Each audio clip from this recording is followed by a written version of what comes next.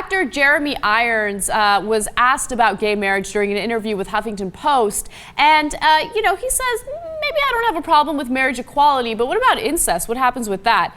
And he basically makes the case that incest between a father and a son isn't really incest at all. Here's his quote. He says, "It's not incest between men. Incest is there to protect us from inbreeding, but men don't breed." What the hell is he talking about? I don't know. You shouldn't say those things out loud. Try to hash it out in your own head. Just don't do it in an interview. So I felt bad for him. I mean, so this made such little sense that it was one of those painful moments that instead of like disliking the guy, I had the reaction of like, oof. Like, when they talk about dumb actors, and Jeremy Irons, in all the movies, he seems like, he's got the British accent and he seems very stately, and you get the sense like this, well, he must be an intellectual. Look at that British accent, and look at all the roles he plays. But in reality, of course, he's just a regular schlep. He happens to be an actor. Yeah. And so it's one of those moments where like, first of all, saying if we allow gay marriage, it might lead to incest is a terrible and ridiculous thing to say. And then to say it's not incest if a father and son are doing it. Oh, please stop talking. Oh my God, please stop. Disgusting. Okay. Yeah, and I hate that anytime you have a conversation about gay marriage or gay people in general, right? Which, by the way, being gay, of course, is a perfectly natural thing. We see it among other species, and to treat it as if it's the same thing as incest or bestiality is ridiculous, right? And of course, conservatives always do that to make it seem like gay people are like icky and we need to be afraid of them and we shouldn't give them any rights because they're obviously ill.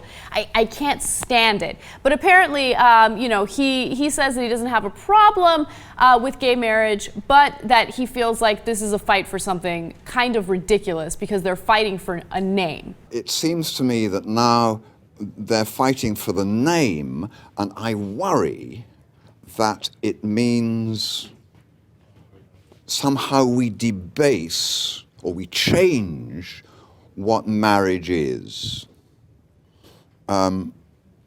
I just worry about that. So he's basically saying, look, we have civil unions and then we have marriage. Why can't they just be happy with civil unions because they get the same thing essentially, right? No, yeah, I went from like feeling kind of bad for him to not feeling bad for him and disliking him after that quote, because there's two things in there that's really interesting. Yeah. Number one, you get the sense, no, he's against gay marriage. Yeah. Obviously, right? This is the same exact thing all conservatives say.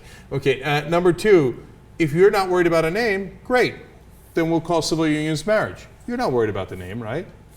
Okay, problem solved. It's the stupid separate but equal argument, right? Definitely. You're treating gay people like they're second-class citizens, and then you're like, what?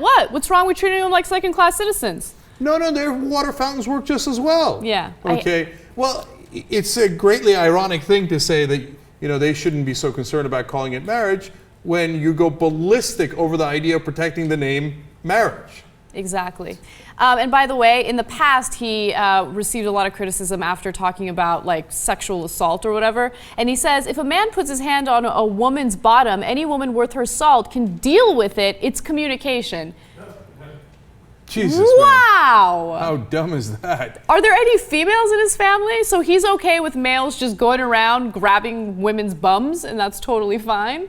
And like what, if the woman doesn't strike back, then she was asking for it? I mean, that seems to be implied as well. If any woman worth her salt can deal with it.